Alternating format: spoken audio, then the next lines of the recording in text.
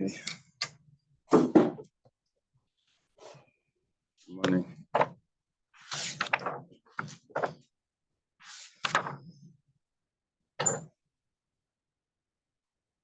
We left off on Samach Dalet Amud Beis. It's in the middle of the page. Elariba umiyat riba who the Tana de Rabbi Shmuel. We'll have to go over a little bit outside what we're talking about, and then we'll get into it. Oh, man.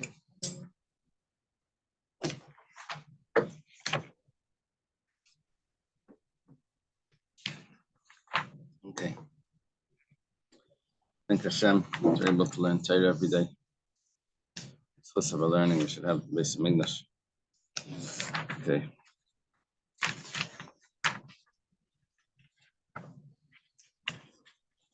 Just the way we got into this was, I need that chumash. We had two verses. One said, "Im himatzei biyada yagneva," and the other one says, "Im loisi matzei biyada yagneva." We had a machlekes how to learn those two verses. Are both of those verses referring to Tayin Tanas Ganav, talking about the Shem Chinim that claims that it got stolen from him?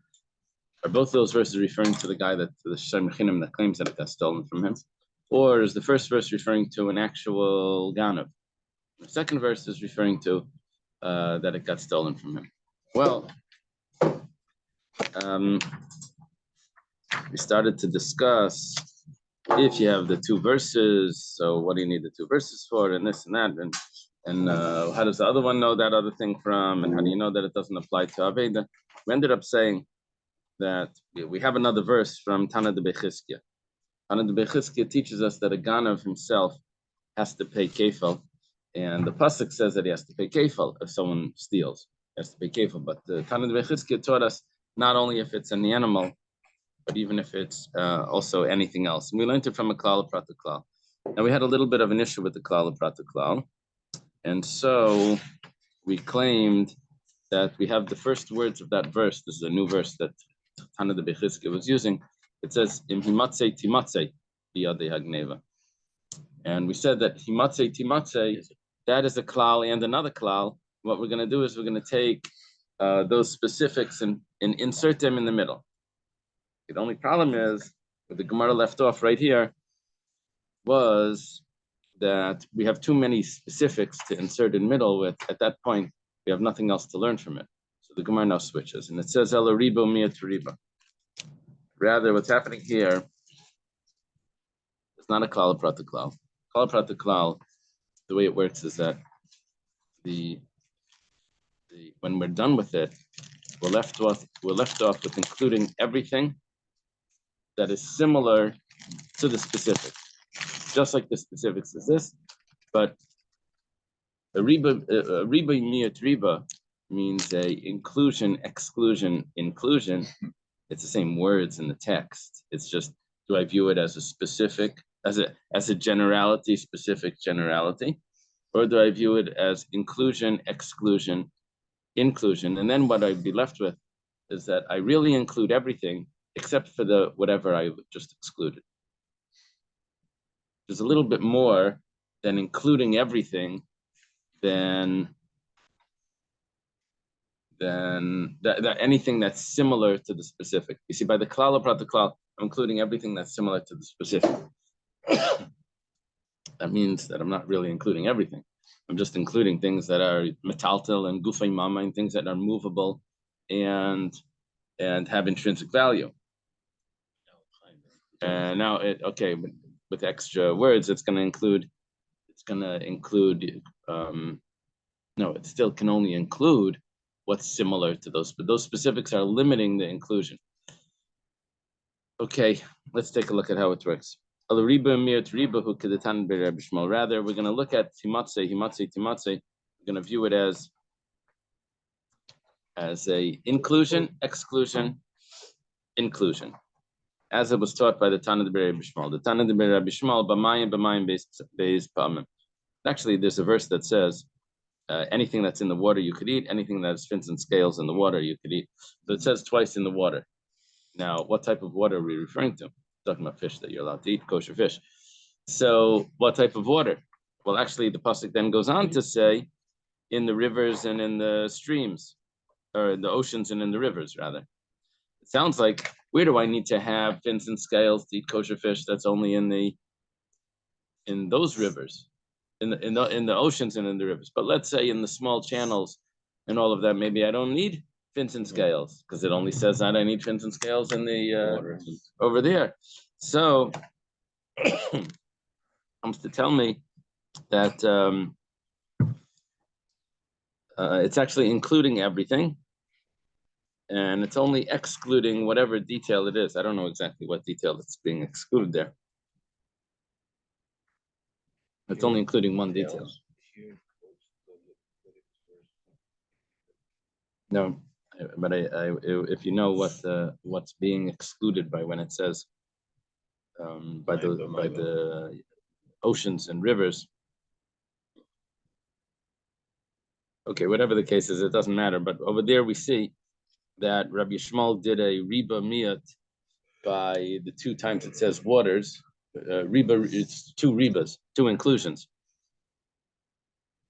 It says based on ain't klal prat el riba miyat riba. It's inclusion. Riba hakol. It included everything. My Rabbi, what did it include? So Rabbi Kalmili. We're back to us now. What are we going to include by us? We're going to include everything. If that's the case, kol hani prati lamali. So then why do you need those specifics if you're including everything? What do you have there?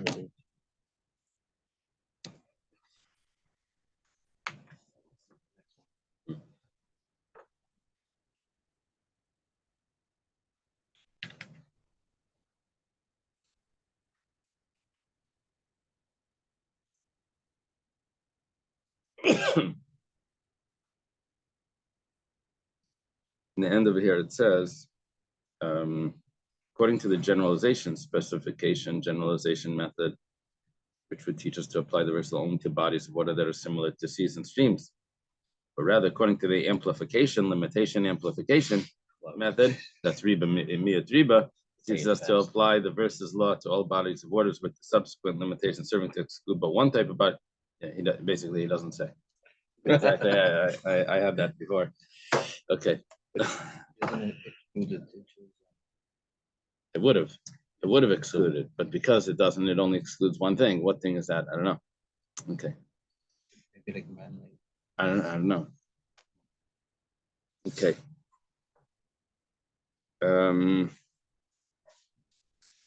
You see how he doesn't end up. He doesn't say it would only exclude one. Okay. I have read the first. So the Gemara says, "Yachi kolani prati lamli." So what do I need all the specifics? Remember the specifics over here. It said in this verse. It said, "Shar, Chamar, and Seh." Right? Did it have Salma? Oh, that was the verse before. That was the verse before. That wasn't this verse. Okay. So it goes like this. Chad, one of them is coming to exclude karka, limute karka, that you don't have to pay double if someone steals property. Chad, limute avadim, you don't have to pay double if someone steals slaves. The guy that steals the slaves. Chad, limute shtaris, and the other one is coming to exclude that you don't have to pay double if someone steals documents because you don't. Well, it's before we said because they ain't guf mammon, but over here it's just excluding the documents. Gneva v'chayim. What do you do with that, with the extra riba? We had those other inclusions. So it says that's like the Rav. Damar achi lekern ken shaganav. This is going to be a big discussion. The next few pages is that you have to pay the principal amount. Someone that steals has to pay the principal amount according to the value that it was at the time of stealing it, even though the value may have changed later. Okay, now we go back. Remember we said we had a machlokes in the 2 verses by the Shemer Chinim. If you find in his hand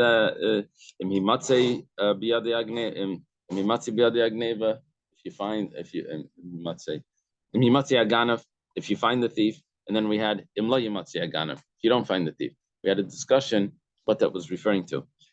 Two opinions. In that case, pain, is it always like that? We're going to have a whole discussion coming up. See, big discussion, and I think the basis of that discussion is here in the next few pages.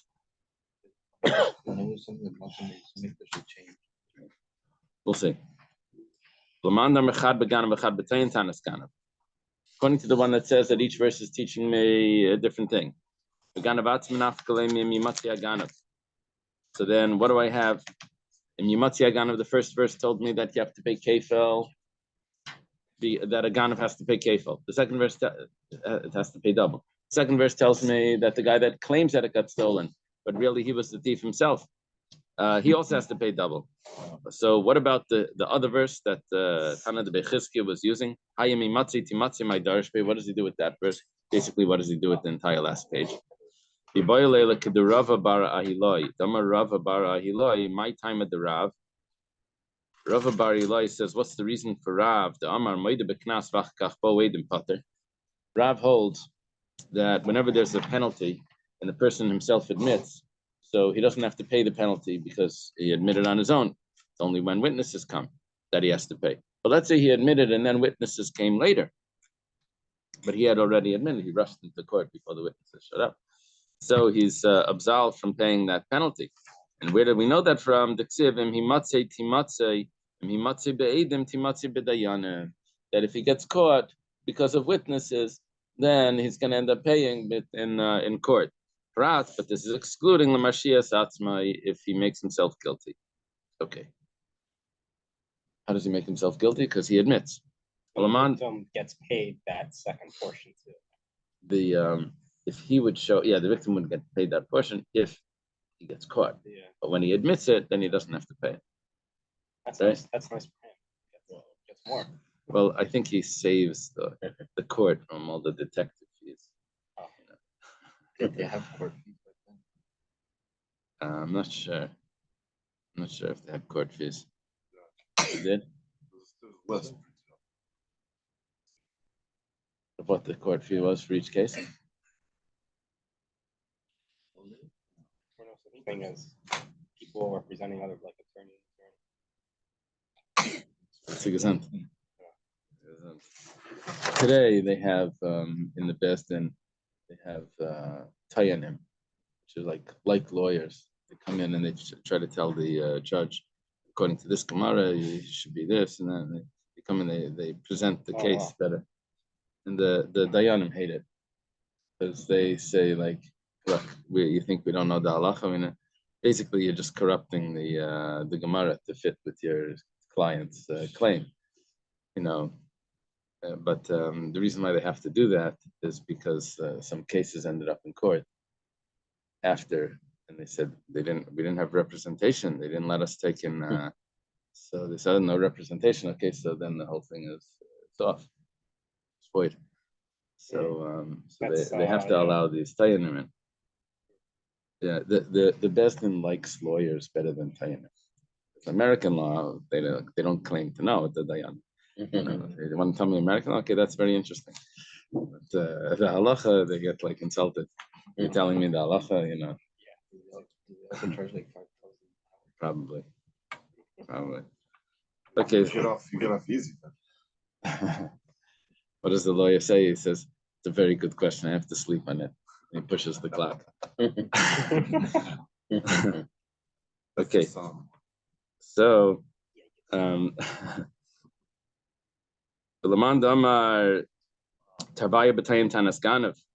according to the other opinion, which we just spent the whole page on, he says that both of those psukim were both telling me about the guy, the shomer, that claims that it got stolen, but really he was the one that stole it himself. So now I have a third verse. In that third verse taught me that an actual thief has to pay double. We didn't know that from the two verses. We only knew that the guy that claimed had to pay double. How do I know what Rav just said? That if someone makes himself guilty, someone admits that he doesn't have to pay the penalty. That we learned from Me'asher Yashin Elikim B'lei HaMashiach Sasman. We have another verse for that. Okay, so we have another verse that we've introduced a fourth verse that it tells us this extra halacha. According to the other verse, according to the other opinion, that has the first verse is referring to an actual thief has to pay double. The second verse tells me the guy that claims that it got stolen has to pay double. And then the third verse told me the Isilay. The third verse tells me that the guy that admits does not have to pay. So what does he do with that fourth verse that we just introduced?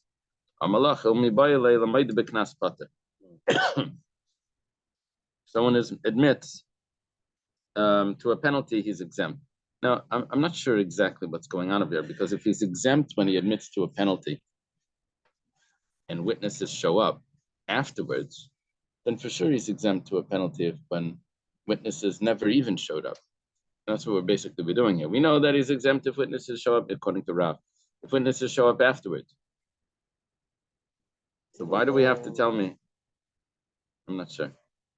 We learn in the Torah that someone can admit a partial confession. Yeah, there was something like Paldinon Dibure. We split up his words. We trusted half and not the other half. But we believe him because he could have just not admitted anything. Right. So Right.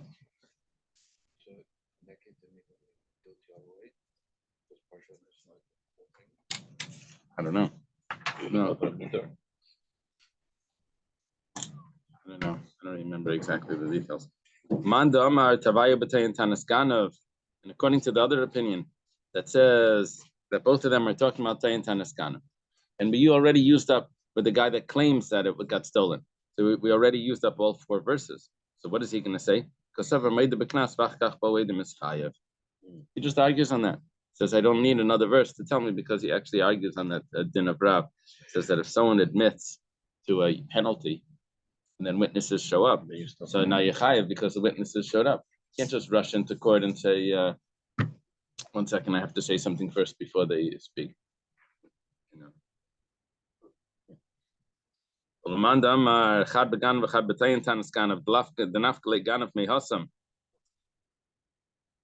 other opinion that says that we learned from the first verse, the Ganav, that he has to pay double.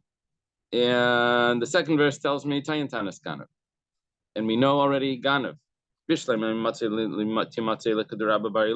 third verse tells me what Rabbi Bar Ilai said, which was that but what do I need all the details in that verse? Interesting question. We said that third verse was coming to tell me that a Ganav himself, according to the other opinion, that a Ganav himself has to pay double if he steals and gets caught. And then we had all those details to say that's only if he steals something that's not land, only if he steals something. We had all those details. So what is this one that says, oh, it's just coming to tell me that if someone admits to a penalty and witnesses come, he still doesn't have to pay. It says that's Kidetana Debei Rabbi Shmuel. It's according to the opinion of Tana Debei Rabbi Shmuel. Tana Debei Rabbi Shmuel Kol Pasha Shenem Ravinishnes Leinisn Al Davershan Ela Ladavershan is Chadashba. This is very different than what Rabbi Akiva would say. Rabbi Shmuel here says that when we have a verse or a section of the Torah that needs to be repeated, not all the specifics are going to teach us something. It could be that it was only repeated just for one detail in that paragraph. And all the other details are there just because you had to say that one detail. So therefore we included other things as well, but we're not going to learn from that. Rabbi Akiva would probably say, you can learn from every crown on a letter, you're going to learn from everything. And Rabbi Shmuel in general, he says like Dibra Torah Klashim B'nei Adam. Sometimes when the Torah has a double expression, he says, oh, that's just the way people talk. So that's the way he doesn't say that that's teaching me another law. It's a different way of reading the Torah. Yeah, that's Rabbi Akiva's statement. Rabbi Akiva and Rabbi Yishmael like yeah. I've never heard a Yid. The tzaddik in the Baal Tshuva is sorry? Never heard a Yid named Yishmael. Right. I think they had this question about that. Jonathan is asking about they asked Rabbi Yonasan Eibshitz as a kid, like it says Rabbi Shmuel Eimer. So how do you get the name Rabbi Shmuel? Anyway, no, I think he said the story went like this. He said, I have three questions. First of all, why does it say Rabbi Shmuel Omer? It should be Amar Rabbi Shmuel. Shmuel Omer means that he's arguing with someone, but we don't have any other opinion there. And then, if the Torah is not in order, because the Torah is not in chronological order, then how could he have two of the 13 klal prat, specific and a general, and then the other one is prat the klal? The Torah is not in order. So and then the other question is why? How do you get the name Rabbi Yishmael? So it says that when Abraham passed away, so he was buried by Yitzchak and Yishmael. Rashi says this from here we see that Rabbi Yishmael did tshuva. How do you see that? Because Yishmael let Yitzchak go first. It means that he's accepting Yitzchak as if that's the case. This is going according to another opinion that says that the Torah is in chronological order, because how does he know Yitzchak Yishmael means Yitzchak went first? Maybe it's just not in order. So if that's the case, that there is another opinion, then it's not Rabbi Shmuel Omer, it's Amar Rabbi Shmuel. He's arguing on someone. He's arguing on someone, and then so that answers all the questions. It's following that other opinion. Anyway, that's Rabbi Neibshitz. Beautiful. So. No, but they didn't answer why no one else is used. Why no one else has the name Shmuel. Oh, yeah, that doesn't answer that. But it explains how he got the name, because he held that the Torah is in order. All these Shmuels have been used already, and none of them know Okay.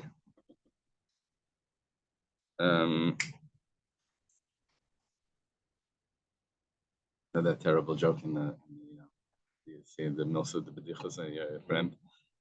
He said about this guy that this Muslim, he moved to France.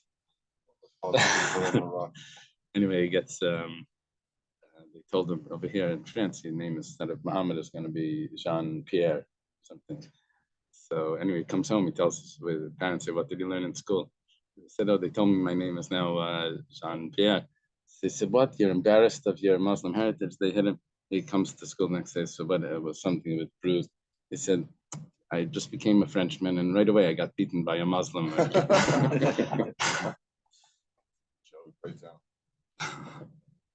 Okay. So the Eimer, now the Gemara says, the Gemara asked a question now. The Gemara says that maybe just like the guy that claims Tayin Tanas Ganav, a Tayin Tanas Ganav has to make a false oath in order to pay double. Maybe the Ganav himself also has to make an oath before he pays double. Gemara says, don't think like that. The Tanya Rabbi Yaakov Eimer, Rabbi Yaakov says, Pasuk says, Shnayim Yishalim. Do you have the full verse there? Do you have a thing in your Gemara? I don't have even it must be because it was quoted before. It's one of our verses. So, yeah, in Himatzi Timatzi, this is the third verse that we've been quoting. Mimatzi biyadei agneva mishar ad chamar ad seh chayim, shnayim yishalim. To pay double. And that's Rabbi Yaakov. So Rabbi Yaakov Eimer, shnayim yishalim, shalei b'shvua. It's obviously talking about he has to pay double. That's talking about without an oath. He gets caught, even though he never was taking, even though he never denied it. He just was trying to hide. But when they caught him, he has to pay double. You claim that it's referring to without an oath. Maybe not. Maybe it is with the shvua. Amrit, they say like kachaya. It's not so. Mar says, why like kacha? What are you telling me? It's not so. But just that's not an answer. It's not so. Amar Abaya, the Abaya says, the Eberster doesn't need to write. It doesn't need to say in the Torah Shnayim Yishalim. The Ganav doesn't need to say that a Ganav pays twice. I'd be able to learn it as a Kal V'Chaimer. I don't need the whole pasuk. If when a guy claims that it got stolen, and really he's the one that took it, and how did it get into his hands? Because the guy gave it to him. And then he just doesn't want to give it back. And he says it got stolen. We say that he has to pay twice. Ganav Atzmai, a real Ganav, to be Surah Siliyade, that the whole way he got it was all prohibited. He had to break into someone's house. Like Kolskin, for sure he should have to pay double. If someone that's not an actual thief, he doesn't have all the qualifications of a thief, he didn't actually take it. It was given to him. He just decided not to return it. So, and he has to pay double. So someone that actually takes it for sure has to pay double. Why does the Torah have to say the special pasuk that he has to pay double? What do we need? The pasuk by the Ganav. It's coming to tell me that even without an oath, he still has to pay. The special pasuk that by a Ganav it's different than a Tayan Tanas Ganav. Tayan Tanas Ganav is the claim that it got stolen. But the Ganav, the actual thief, he pays even if there was no oath. No,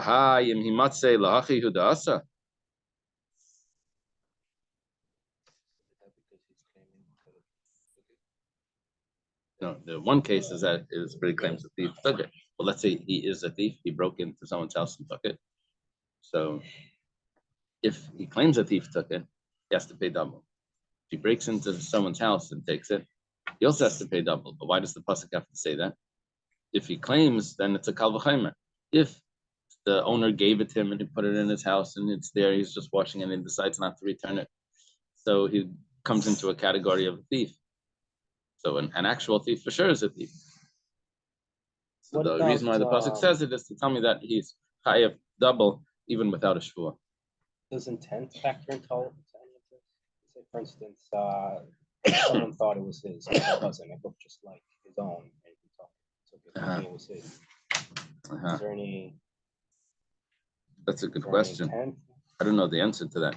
Yonatan is asking, someone took something by mistake, but he didn't have intention he thought it was actually his.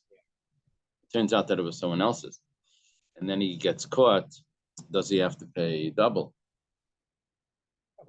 Probably. It sounds like not, but I don't know the source for that. But if you have the intention, then you will probably return. I know, but after you're caught, it's too late. That's what's going on over here. He's not swearing. He's just caught. What are you doing with this coat? It looks exactly like my coat. It was on the hook, exactly where I hung it. Sir, it's the coat room. Yeah, but you look inside, it says I have a sim, and it says on the bottom of the tag, it's mine.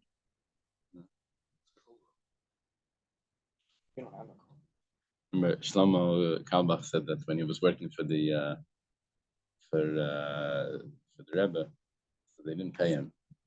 You ever heard him say this? He said he doesn't want to say anything bad, but they didn't give him any money.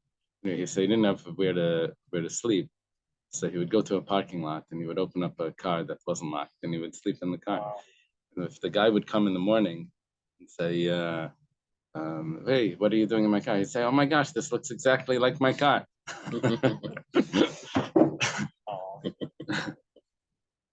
He said that if you're in a coffee shop, you don't have money to pay for the coffee. What do? You get another coffee. Okay, so the Gemara says that third pasuk, if is this what it's coming to teach me? Try that in a hotel. They have prepared it. We need it for something else. Look at the Tanya, it's taught in a brisa. Yadai, I would only know that if he steals with his hand. I only know if he actually takes it. Let's say something ended up in his property, but he doesn't actually touch it. All he does is close the gate to keep it inside, like an animal, let's say, ran inside or something, and it was his neighbor's. So he just clipped minai, and how do you know that he's going to be chayav kefil on that? Nevertheless, however it ends up by him, he's going to be chayav even if he didn't touch it. Imkain, so the Gemara says, so how can you tell me it's coming to teach me that he has to pay double without an oath? It could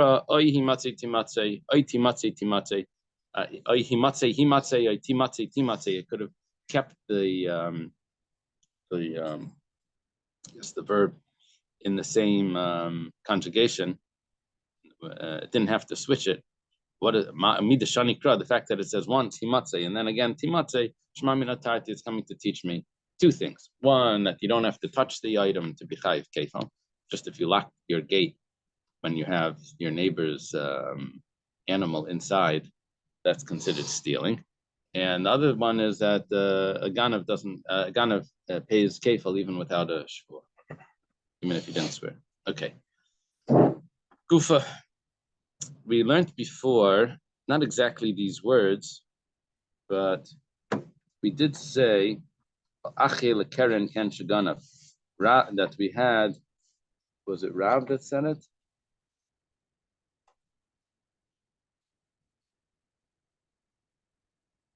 Yeah.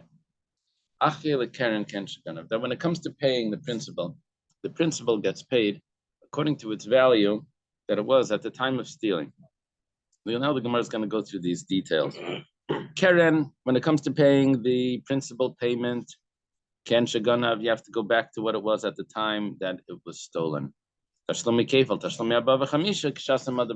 comes to paying double, when it comes to paying 4 or 5 times, depending on if it was an ox or a lamb stolen and slaughtered, so that goes according to the time, the value that it is when it's in court. So it turns out that double is not necessarily going to be the same number twice, because it could be if the price changed in between, you're going to have a different. The second payment may be different, less or more than the first payment. The 4-fold and 5-fold payments.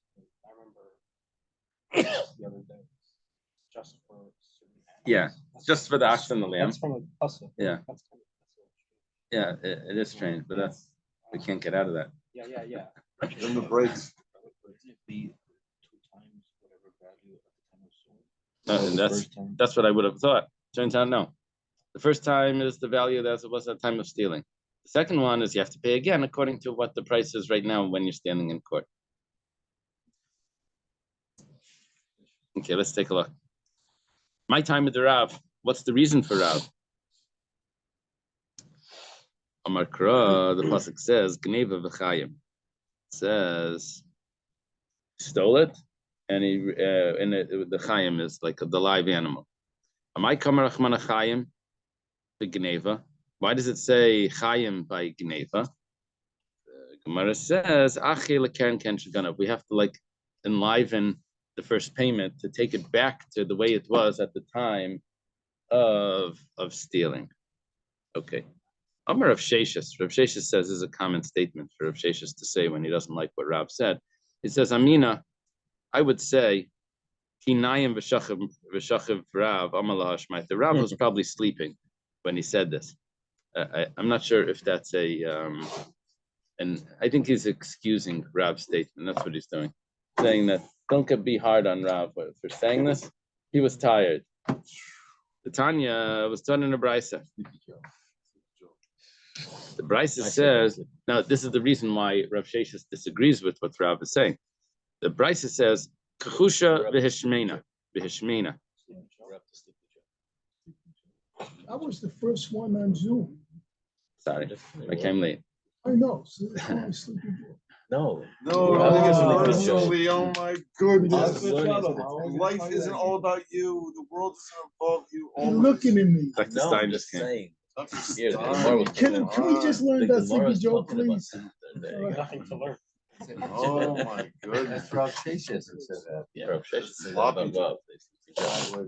Kachusha v'hishmena. If there was an animal that was weak, that probably means that it was not so valuable. But the Ganav, after he took it, he fattened it up. He has to pay the double and the 4 or 5 payments the way it was at the time that he stole it. Now, this does not fit with Rav, because Rav said that the Tashlume Kefel, the double payment, and the 4 or 5 times, you have to pay as it was when you're in court, which according to this would be much more than it was when he stole it, because when he stole it, it was this scrawny little thing. Amri, they said that this is different. Because the Ganav says to the original owner, I fattened it up, bought chocolate, and now you take all of that. You're gonna take 4 or 5 times everything that I put into it. Who told him this? Who told him to steal it? Yeah, the point there also. But nevertheless, You could have benefited from the animal while it was in while it was in his possession. his possession, that's right. The owner could have had it. Say the same You thing. should pay more than Shalom- 4 or 5 times of the animal beforehand. Shalom beat me Oh, to you it. mean, you should pay more because of the time that he had it. You're right. Yep. It's still the same Is there 4 or 5 such a times. thing? Same wavelength. Is there such a thing that the Ganav has to pay like a renter's fee because of the time that the owner didn't have it? Is there such a thing in American law? No, American law is a business. They just throw him in jail and collect money for him. Yeah, No, but what's the law? The law is yeah, like consequences. that because he didn't have it, he would have. Okay, makes sense. I'm not sure if it works like that. I haven't come across that. He has to pay that. Toshima. Okay, let's see another brisa. Shmeina v'chisha. We look at it the opposite way. It's the opposite case. We have a fat animal, and because when you buy an animal, you take care of it. Now it comes along the ganav. He got it for free. He didn't feed it. Free. Right. So chisha got worth less. So Mishalim Tashlumi Keva Tashlumi Abba V'Chamisha Ken Shaganav, he has to pay the way it was at the time that he stole it, 4 or 5 times when he stole it. According to Rav, it's not so. According to Rav, you have to pay what it is now. According to Rav, the Tashlumi Abba V'Chamisha is what it is now. The Tashlumi Kefal and Tashlumi. The first payment is the way it was when you stole it. The second and third, fourth, fifth is after is the way it is as he's standing in court. The Gemara says some nami mishum damrin alai. But here also it's because he says to him,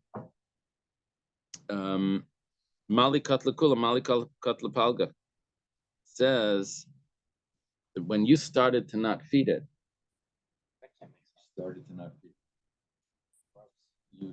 when you neglected the animal, that's as if you started to shecht it, started to kill it.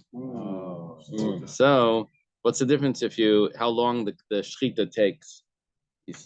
Basically you have to pay for it as it was, and it's when you started, which is at the time of the shechita, I guess.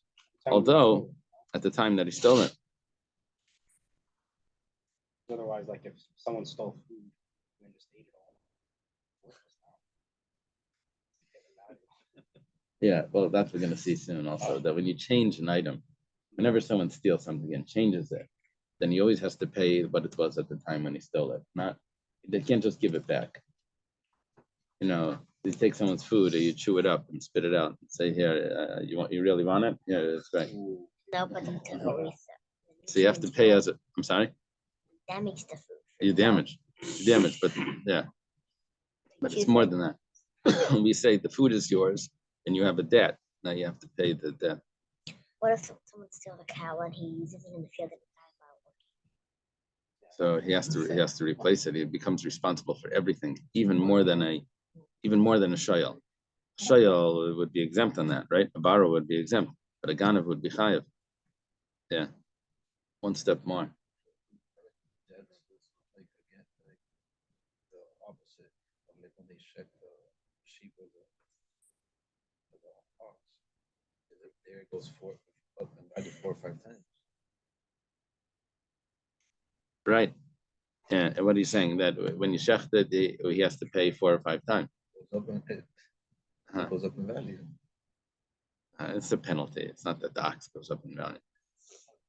The Gemara says, okay, Akikama Rav, what was Rav referring to? Rav was talking about just if the price changes, not because the guy was doing something to it to either fatten it up or neglect or working it hard and weakening it and all of that, or beating it to make it worth less. That he would have to pay at the time of as it was at the time of the taking it, because everything else was changed by the ganav.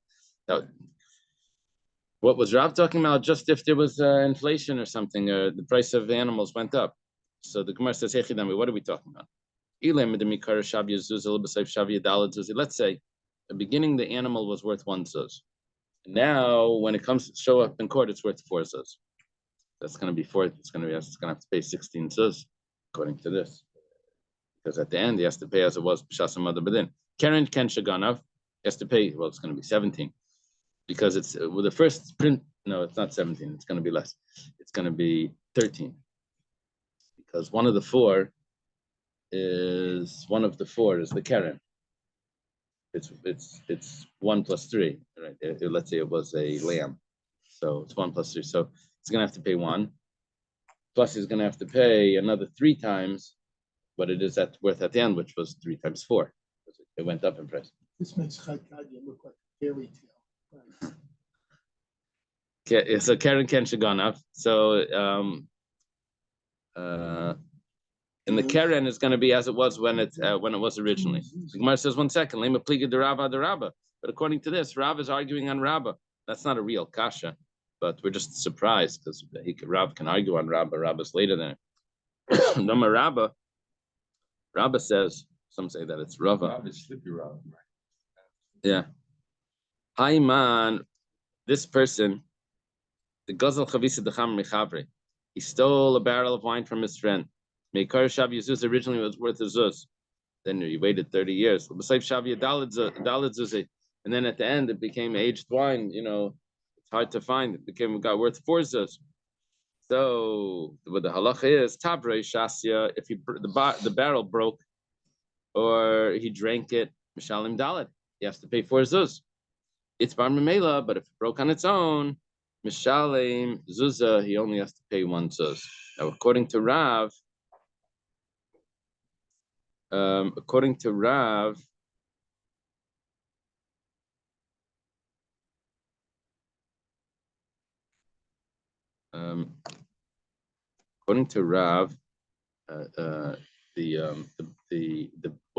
what's comparable to the breaking of it, Tavrei Shasya, what's coming to him breaking it or him drinking it, would be which Rav says is Kashasa Mada Badin. Here also it's Kashasa Mada Badin, as it is now. So why is this a question? Itmar B'Mela. Why we're asking on the Itmar B'Mela? If it breaks on its own, we're asking why is that considered at the time that he pays it for what it was at the time when he stole it? That should really be Kashasa Mada Badin. 1 second, let me see if I got this right.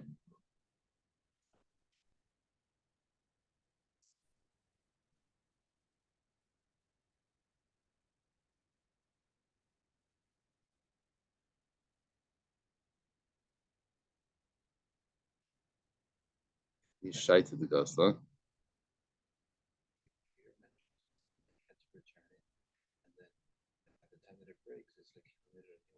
Yeah. So yeah, what's happening is at the time that it breaks, it's considered.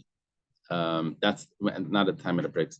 At the time that he breaks it, it's considered that he stole it right then.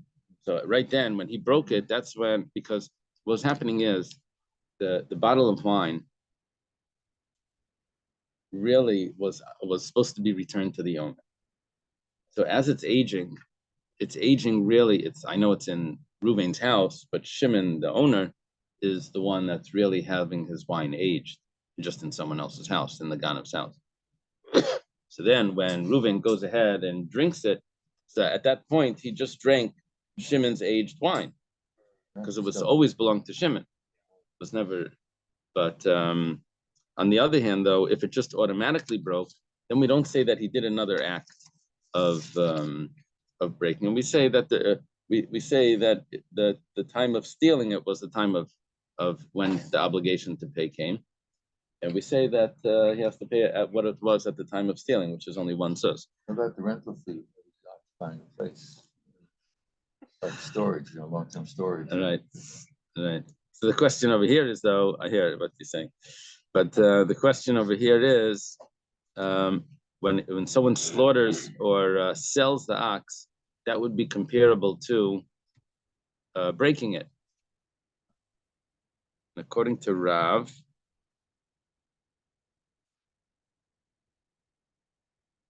the initial payment, according to Rav, has to be Ke'en Shaganav, as it was 1 coin. And over here we're saying that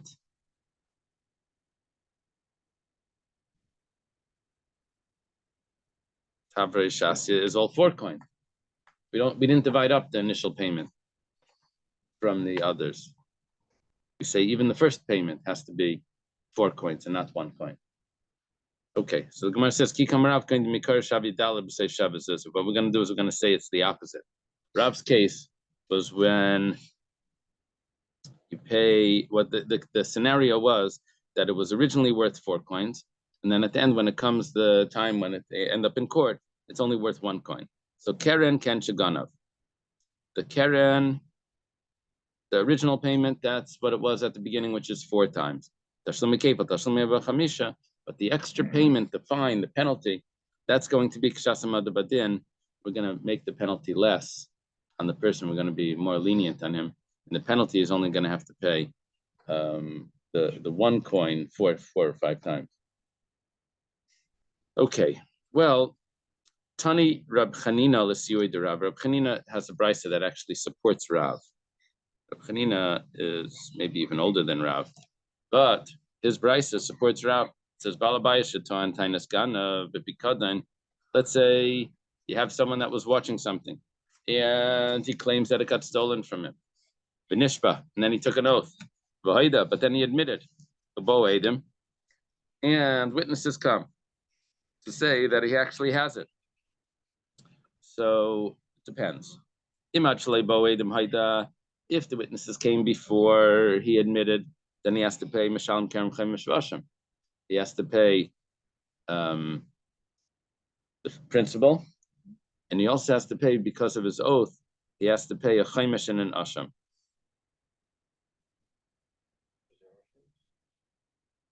The Asham is the offering, and the Chaimish is the fifth. Why doesn't he have to pay double? This is where he admitted before the witnesses came. I'm sorry, he admitted before the witnesses came. He doesn't have to pay double because he admitted. He's exempt from that Maida B'Knas. He's exempt from the penalty.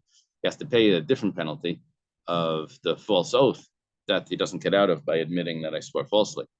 That he has to pay.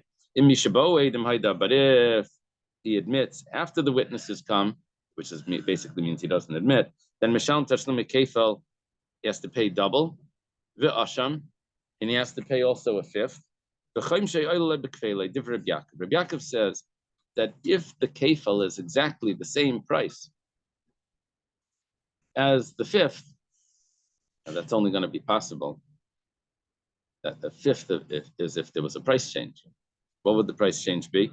It started off with being 4 coins.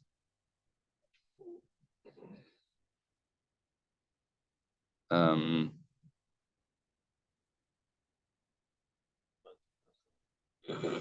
Gemara is going to spell it out. We'll see in a second. Rabbi Yaakov. This is the words of Rabbi Yaakov. Then he doesn't have to pay the asham because he already paid the asham by paying the kefil. We'll see. The Chacham say, they say that he has to pay. You have the full pasuk there. Yosef alav. Yes. Shall restore it according to its principle and shall add its fifth part onto it. Right. I guess according to its principle was Bereishai, and then he adds on an extra fifth, which means Maman Amishtalim Bereish. Do you want in the? Yeah, what is the full pasuk?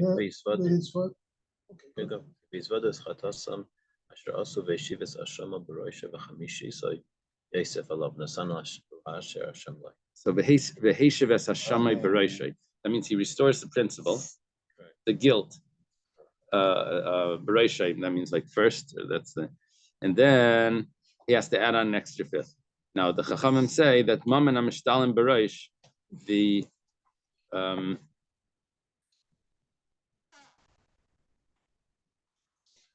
Ma'aseh Chaimish.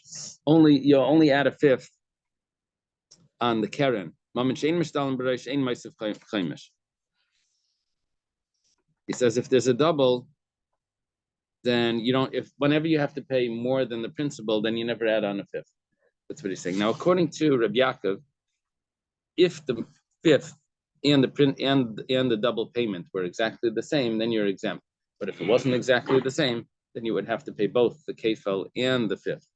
According to the Chachamim, it's not so. Whenever there's kefel, there's never a fifth. Reb Shimon ben Yochai says,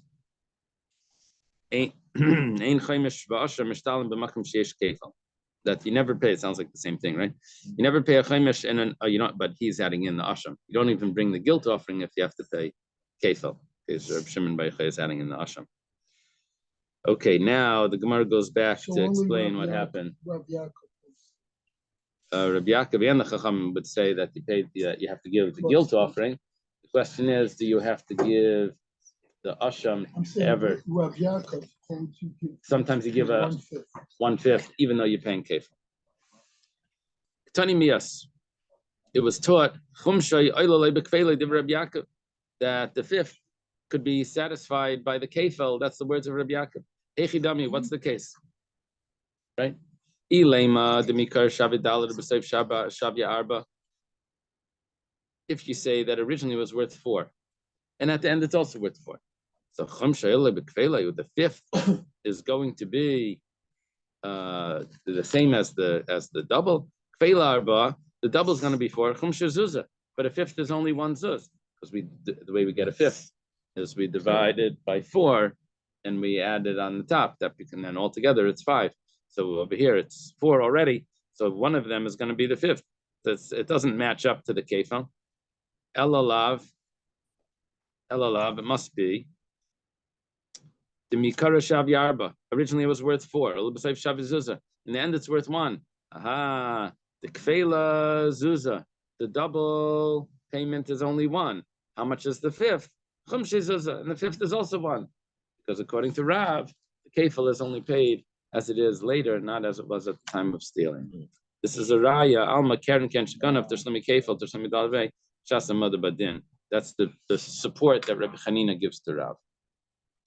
Amar Rava says, the truth is that the Mikar Shavi Arba Hasnami Shavi Arba originally was worth 4, now it's also worth 4. The Kakasha Kvela Dollar B'chumshe Zuzah. He had a question that originally that the kefal is going to be double, is going to be 4, and the fifth is only going to be 1 zuz. So Hachamayaskinan going Shenishba B'chasav Nishba B'pam V'Haida B'Atayram B'Chamishi Sav.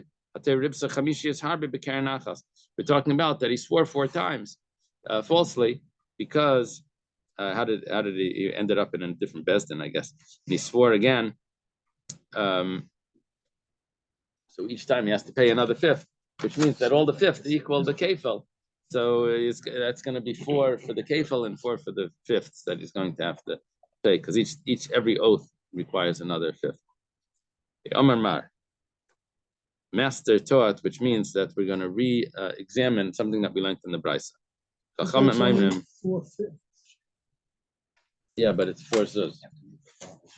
4/5 each. Oh, each one. Each one was a zuz. So 4 zuz is going to be exactly the kefal, which was also 4 zuz. Yeah. What happens to the offering? And the offering, according to Rabbi Yaakov, he has to bring the offering. He probably has to bring an offering for each one. Yeah. Like different. The offering is for Hashem. Right. False oath. How does it get wiped out by just paying the Doesn't get wiped out. According to Rabbi Yaakov, you have to bring an asham. Every time he swears falsely, he has to bring another asham. Bring another offering. Yeah. You're asking on Rabbi Shimon Bar Yochai. I'm not sure.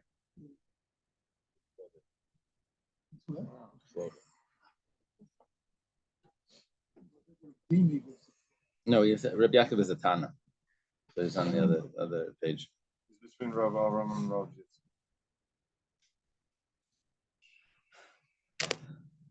Okay. That you replace the principal first, and then you pay a fifth on top. That only if you're paying the principal do you pay a fifth, but if you're paying anything more than the principal, then you don't pay the fifth. Apparently, but you have to bring the guilt offering. Why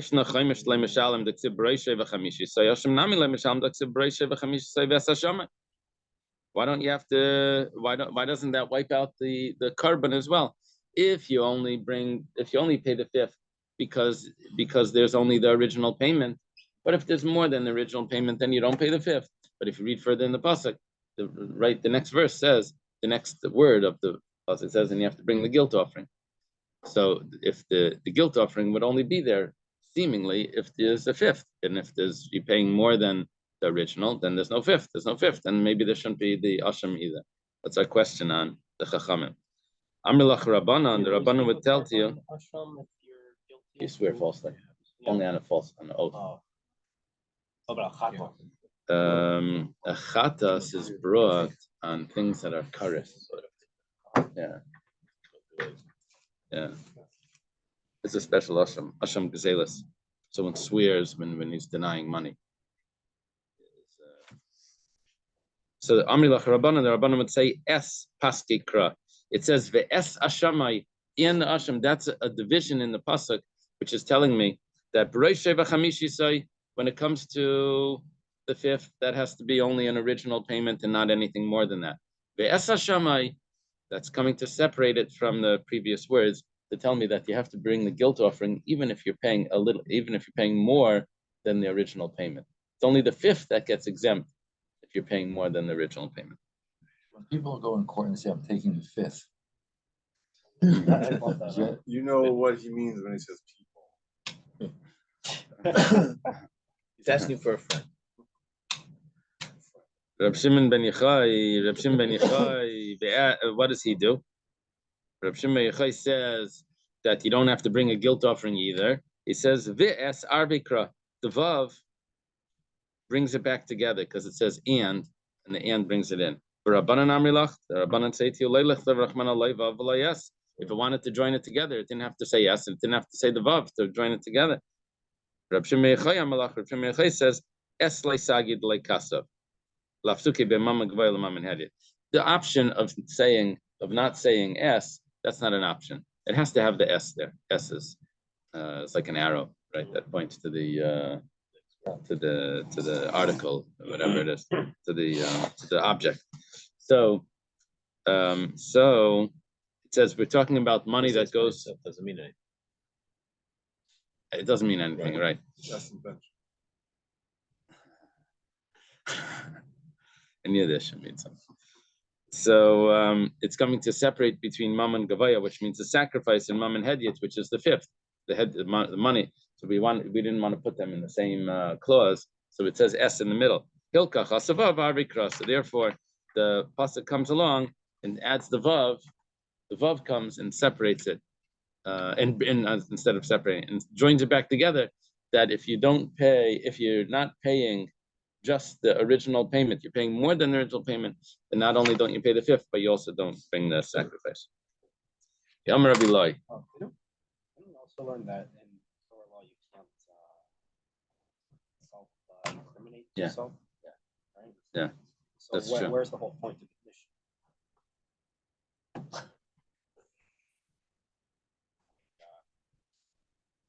I guess it depends.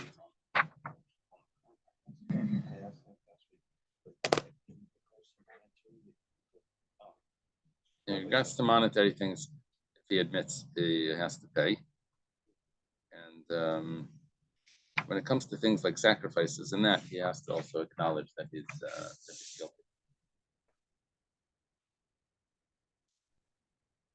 Okay, Amar Rabbi Loi. Rabbi Loi says, I'm sorry, and in tshuva, yes, to admit. Rabbi Loi says that the sacrifice is part of tshuva. Let's say someone steals a lamb, but the lamb grows up and changes its name, not in court, but because when it comes to a different age, it gets a different name. It goes from a Lamborghini. What a bad Increase the value, wouldn't you? I have to speak about your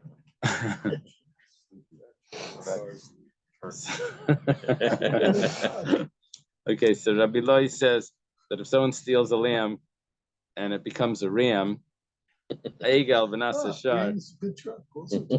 So the calf that becomes an ox, nasa shina biyadi v'kanei. That's considered a change in the item. And the rule is that when you change the item, you acquire the item. And then what happens now is that you pay for it because it's stolen. You pay for it as it was worth at the time when it was stolen. You don't pay for it as it's worth now because it's changed. It's not the original item anymore. It would be the original price for the first time, but then the 4 or 5 times would be the current value. I think that it won't apply either. Nothing. Let's see. Tabach machar. If that's the case, Tabach machar, Rabbi Loi goes on. He says that if you slaughter it or sell it, he doesn't even have to pay at all because it's the stolen item is not here anymore. All it is a debt. And the debt that he has to pay back. What happened? What about this ox, this ram? So you made a He lot says of money. this is not the same item that I stole. You see, what really happens is, the Gemara is going to spell this out on the next page. But when someone steals an item, the item becomes his. However, there's one slight problem. The Torah says you have to return it. Okay, so now it doesn't become his. So, because he has to return it, so it's not his. But the Torah says that you have to return the item that you stole. So, if it's not the same item that I stole, then the taking that I did originally now kicks back in and says, okay, when you took it, so that's what it became yours from then. So you have to pay what it was at the time when you took it. And the original item isn't here anymore because it's changed. It's not the original item. The same thing when they slaughter it. Used to be a live calf, now it's a dead. Yeah, but at the time that you slaughtered it, it belonged to the original owner. And therefore you slaughtered his item. And so therefore you have to pay four times. Here you changed it before you slaughtered it. Now it became yours at the time of slaughtering. What if you made 100 times? Let's say you sold the cut meat, and it was a rare thing at the time. They made a killing, but it was a cheap lamb when he bought it, when he stole it, rather. So you make a lot of money this way. You just keep paying 4 times the original cheap lamb. Uh-huh. There was an additional penalty for the high value, like taking a raw diamond, sell it. Okay, it wasn't worth much, but I cut it and sold it for a lot of things. Can you you're asking if you can charge the because you're not giving it back. You're not giving the diamond back. Yeah, You just giving didn't. him the price of the original diamond, that's fine, but that was nothing compared to Okay, but you didn't take him. You didn't take from him that price. You only took from him. right. So I You're took gonna it, end up paying the lower price. right. So I stole a piece of land, right? And I built a huge structure on it, made a lot of money, and you say, okay, pay back the original land price, plus a little 4 times. See. Oh, the Okay. land you There's a didn't pay problem. for, There's a lot of- Gemara about Metzia that we don't like people doing business with other people's property. Stolen properties. Yeah, stolen for sure. But I'm not sure how it's going to play out over here. With the land question, yesterday, the Maaseh heard two shaykhs downstairs, she's very true, speaking about Giranasha, that if they get the, one of them had the, what do you call it, passing down Tradition. the tradition, he knew how to remove. He said, however, it's so labor intense that even from a lamb, a small piece of meat from a lamb, years ago, he would get $250 from one giran, from one piece of meat there. So that's your case. He stole a lamb worth $25. He was able Right. to make Right. $500 on it. Right. Okay. And the case that he broke the barrel is the case he stole. He stole it. In that case where he broke the barrel. That's another stealing, right? Right. Well, here he didn't do it. Here it just aged on its own. That was just like over there when it broke on its own. Remember when it broke on its own? Okay. Eisir Reb Chanina Rabbi Loi. Reb Chanina asked a question to Rabbi Loi. We had Reb Chanina once.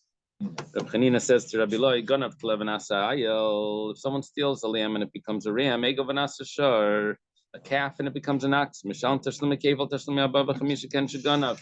He has to pay what it was at the time when he stole it.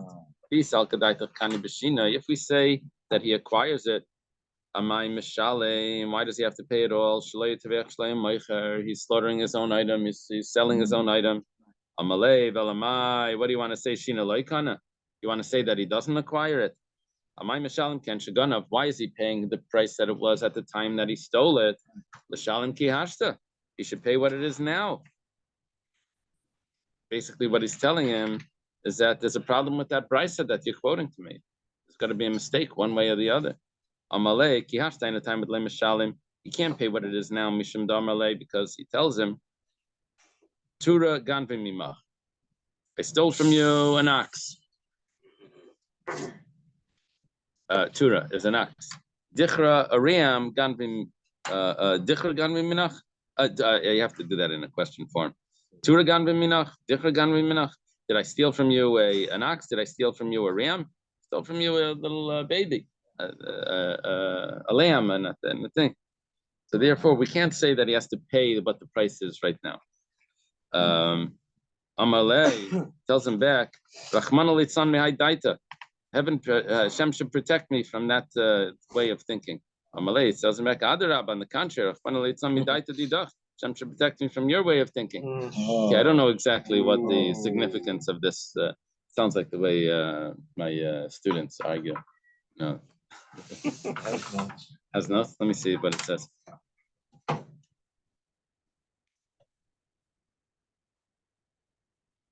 Okay, 29 and 30.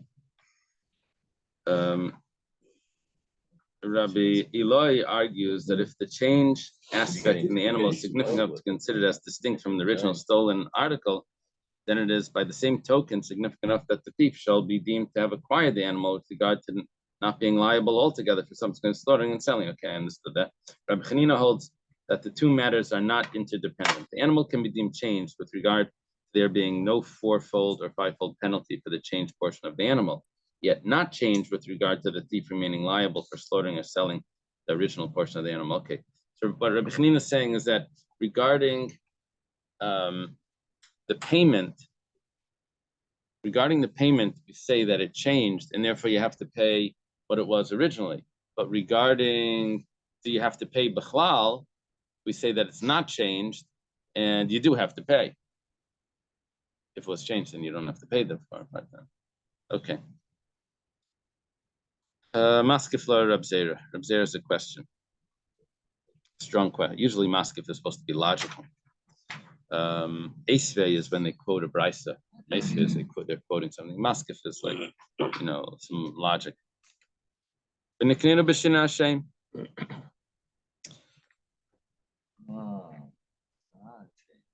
Let him acquire it because the name changed.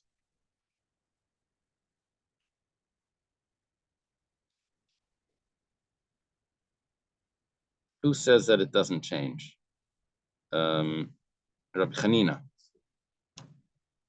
Rabbi Chanina says that you still have to pay Tashlumi Kefal. He says the fact that it got older, that doesn't change the animal, just because it got larger. He says it's still the same animal. Rabbi Zera says, 1 second, but the name changed, so therefore it's considered a different animal. Wow. So Amar Rava says, Shar ben Yaimai Kari Shar. Even when it's firstborn, it's still called an ox. Ayal ben Yaimai Kari Ayal. And a ram, when it's firstborn, is called a ram. Shar ben Yaimai Kari Shar. Where do we see that it's called an ox even when it's 1 day old? An ox or a lamb or a goat when it's born. Yeah, right? So it says, you see, it's called an ox even when it's born. Ayal ben Yaimai Kari Ayal Dikseveli Tzencha Leachalti.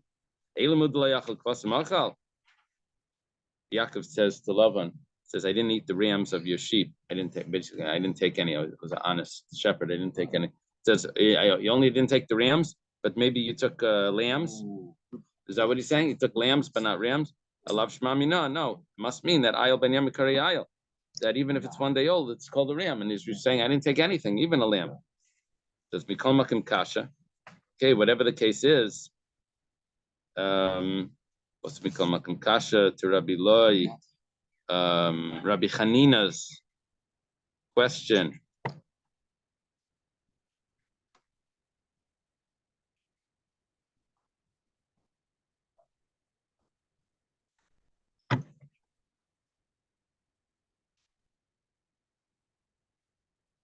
What are they referring to? How do they spell that out? What do they say? Which question is the question? In any case, right, cited earlier. Question raised by Chanina remains difficult. If indeed the transfer into Riyam constitutes a change that affects, why is the thief liable to? Why, as Rabbi Loi stated above, the thief should not be liable since it's his own animal that he started in selling. So it's a kasha on the brisa. It's a kasha on the brisa. Why does he have to pay 4 or 5 times? Should be that he acquired it, and he shouldn't have to pay it all. It's a kasha on the brisa of Rabbi Chanina. According to Rabbi Loi, that says that once it's chained, you don't have to pay 4 or 5 times because it's considered your animal. So how come the brisa says that you do? That price is following the opinion of Shammai, of Beis Shammai, that when something changes, it's not considered that it left the possession of the original owner. The Tanya, and he doesn't acquire it, as it was taught in a brisa. Over here, we're talking about certain things that are prohibited to use as sacrifices or to be given to the Beis Hamikdash. Nasan la be'esnana. If a person paid a prostitute, whatever that payment was, he's not allowed to use it as a sacrifice, right? If it's an animal or something. Chitin vasam selis. But let's say it was grain, and then it got ground. That was anything exchanged for a dog. Those were two separate things. But it was wheat, and then he turned it into flour. Zaysim vasan shemen. Olives, turned it into oil. Anavim vasam yain. Grapes, he turned it into wine. Tani chadaser. One says that even though it's been changed, now it's a new item, it's still prohibited. Tani chadamuter, and another one says that it's permissible. Vam Rabbi Yosef, and Rabbi Yosef says about this. Tani Gurian de Me'aspurik, that Gurian Be'aspurik taught. Beishama Yoishim Beisil Matim, that Beishama is the one that says that it's asr, and Beisilal is the one that says that it's permissible. My time at the Beishamai, and what's the reason for Beishamai? Basically, what Beishamai is saying is that it's not considered changed, considered the original item, which was prohibited to be used as a sacrifice. The Ksiv Gam, because the pasuk says Gam, L'Rabbi Shinayayim, right? It's laundering. That when it says, what is the pasuk? Do you have the pasuk there? Right, the pasuk of Gam. It should be at the end of the page. And no, Vayaki, Vakachta Vasham, Vaishis, Exela, Shergoza, Sosha, Osrak, Kodash. No, there's no Gam. Where's the? Yeah, that one. Okay. Those it's non zona, mechia, kesef, basically. It's Gam. Gam Shnehem. Okay. In Deuteronomy, the Deuteronomy, there states also both of them are abominations. Yeah. It says, don't bring a Esnan Zaina or exchange for a dog to the house of Hashem for any vow, for both of them are an abomination of Hashem. So the fact that it says Gam, the Shammai says that extra word also is coming to include Shinayayim, also the anything that's even if it's changed, it's still prohibited. Beisil al Haim Balashinayim. Beisil says no, only them are prohibited, but not what's changed. Beishamai, what does Beishamai say? Hahu Haim Balashinayim. When it says Haim, them, it's coming to exclude if they have offspring, that is permissible. Hudasa, that's what it's coming to say. But Beisil al Tati Shamet Minay. But Beisil says I learned two things from it. Haim Balashinayim, Haim Balashinayim. It's only them and not if it's changed, and only them and not their offspring. Beisil al-Aksiv Gam. What about according to Beisil? It says Gam, that was including. According to Beishamai, if it's changed. Gemara says Gam le-Beisil Kasha. We're not going to change our opinion. We're just going to say that we don't have an answer to that question. Until now, they're not arguing. They're only arguing about if Shina is kaina. If there's a change in the item, a stolen item or something, is it considered acquired to the new owner because it's been changed? Avalinian shlume, but when it comes to payment, kuli alma, everyone agrees that you have to pay as it was originally. The ktani, because it was taught mishalim tashlumi kefal tashlumi abava chamisha ken shaganav, that you have to pay the double payment and the 4 times payment the way it was originally. This is after it's changed. But the Gemara says, "Let me to the Rav." But Rav didn't say that. Rav said, "Dama Rav." Rav said, "Keren ken shaganav." The original payment is the way it was originally. Ken shaganav mishalim. I think that's where the comment goes. That goes according to the later one. Okay, so Amar Rava says, Talaim kidamikara. If it depends what you're paying back. If you're returning a lamb, which is what you stole, then you return the lamb. You stole a lamb, you return a lamb. But damim, but if you're going to pay value, you have to pay value as it is now. Why is that? It assumes the increase in fattening and all that. Still take the profit away from You kept it, stole it I later. can't believe you said the P word. Okay, let's leave it. Amar Rabba. Rabba says, Tell the council to. Shine kaina ksiva, the fact that when someone makes a change in an item, that's written in the Torah. Right. Vitanina, and it's also written in the Mishnah. Ksiva, it's written in the Torah. Where do you see that Shina is kaina, that if you make a change in an item, you acquire it? Talking about a stolen item. It says you have to return. We mentioned this before. You have to return the stolen item that was stolen. Why do you have to say you have to return the stolen item that was stolen? The stolen item was stolen. If it's the same that it was stolen, then you return it. The imlav, but if it's not as it was stolen, imlav damin ba'alma ba'yishlima, then you only have to pay the value, what it was originally, which means it turns into a debt, but the item itself you acquired. Tanina, because Shina, because it was changed. Now we have a Mishnah. The Mishnah says, this is the second to the last chapter of Baba Kamma. Someone steals wood and he turns them into utensils. Semer, if he steals wool, Basim Begadim, he turns it into clothing. You have to pay what it was originally. Inami, if you want, I have another one for you, another Mishnah. If he wasn't able to give to the Kohen the wool that he's supposed to give from the first of the shearings until he dyed it, then he's exempt from giving it. Alma, because he already changed it. Alma Shina Kaina, that we see that Shina is Kaina. Now the Gemara says, what about Yish? Yish means, you know what Yish is, right? Yish means that the person thinks that he's never going to get it back. Now the problem over here is like this, that if there's a lost object, someone drops something on the floor, and you hear the person say, I'm going to have to get a new one. I lost my umbrella. I'll buy a new one. It's fine, whatever. It's gone. So then, and then you see the umbrella, so then you're allowed to keep it. If you pick it up before, that's problematic. But if you find it after, you know that he was miyayish, he gave up. So he gave up on it. So this is already hefker. This is okay. Now, what happens if someone steals? So Yush Amri Rabbanan Denikne. I know that the sages said that it works as well. In other words, if the original owner of the stolen item says, "Oh well, lost my television." Toothbrush, right? People usually don't steal toothbrush, but let's say, so I'm gonna have to go get a new one. So the only thing is, what we don't know, is this a Torah law that you acquire it when the person original gives up, or is it a rabbinic?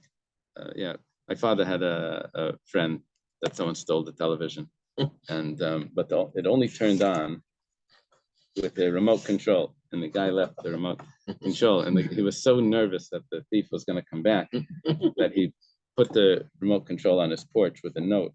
So it says, "Please don't come inside. This is This is Providence, Rhode Island. I think so. What happened? Did he see? Did Don? I don't think he ever came back. Come back. He left a note. Thank you very much. Remember, we had a Shabbos meal. It was an English lady, a guest. She came for Shabbos. She came a little late, and was in Providence. Said, "What happened?" She said, she was robbed the night before, and you won't believe what happened. She said there was a dish that had chocolates in it, and the thief had helped himself to the last chocolate. Says, "I understand that you need money, but that's rude. To take the last chocolates from the dish, that was rude." She was So English. I heard there was like a joke story that there was a yid talking to like a Shabbos class. Yeah, we don't turn on the TV on Shabbos. We don't turn on the air conditioning on Shabbos. So like one day, just like broke into the TV on Shabbos. We're gonna have a whole joke. Funny. Okay, so we don't know if it's deraisa derabban. Deraisa, if it's deraisa, then we would compare it midavadi amaitzi aveda, just like someone that finds a lost object. Maitzi aveda lav given the miyayish maramine. Since the owner has given up hope before it has reached his hand, then kanile, he acquires it. Kanile, he acquires it. Hainami, so by this case as well, given the miyaya shmaramine, since the owner has given up hope, original owner that it was stolen from, given the miyaya shmara, kanile, he acquires it. Kanile, alma kani, we see that he acquires it. Dilma or leidami lavedi can't compare it to a lost object. Aveda who dechi asiliyadi be'atera asiliyadi. Over there, when he picks it up, it came into his hands with permission. Aval hai, but this guy, given to be surah asiliyadi, he didn't find the lost object that the guy had given up hope on. He took it from the guy, and then and he forced the guy to give up hope because he took it, right? So that's, we don't say biblically that the giving up hope means that he acquires it. It's only Midirabanan hu, the Amar Rabbanan nicknamed the Kanas Hashavim. The Rabbanan said that you acquire it because sometimes it's difficult to return the original item when someone's coming to do tshuva. We say that it's just better for him to be able to pay the value of it than to have to give the original item back. Sometimes he's taken the item and done something with it. You have to get the original item back. We don't want. So we say if he gives up hope, you don't have to. Rabbi Yosef says no. Yesh is not kindness. We have a machlekes here. If Yesh is kindness, and we have a machlekes if Yesh is kindness, and then we have a question according to the one that says yes. Is it a deraisa, derabanan? Just because he gives up hope doesn't mean he doesn't Yeah. want it back. You just stop looking. Well, giving up hope doesn't mean, it means that he knows that he's not getting it back. That's giving up hope. He says, "Woe to the loss that I got." Which basically is, he would like say, mean he's still